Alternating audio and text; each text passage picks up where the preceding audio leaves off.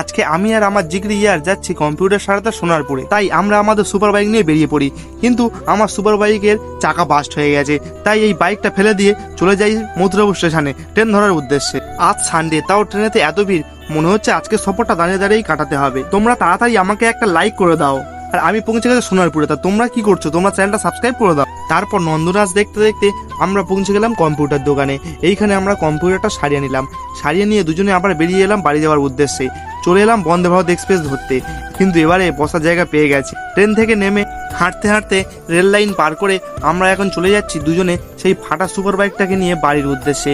এটা করে আজকে আমাদের বাড়ি যেতে হবে। এই সুপার বাইকটাও মাঝ রাস্তায় খারাপ হয়ে গেল, তাই আমি একটু বাইকটা চালানোর চেষ্টা করলাম। আমার দ্বারাও হলো না, তাই বিদ্যাসাগর এখন নিজেই নিজের সাইকেল ঠিক করতে ব্যস্ত। আজকে মনে হচ্ছে হেঁটেই বাড়ি যেতে হবে, তাই হাঁটতে হাঁটতে বাড়ি চলে এলাম। আজকে অতিরিক্ত গরম ছিল, পুরো সেদ্ধ করে দিয়েছে।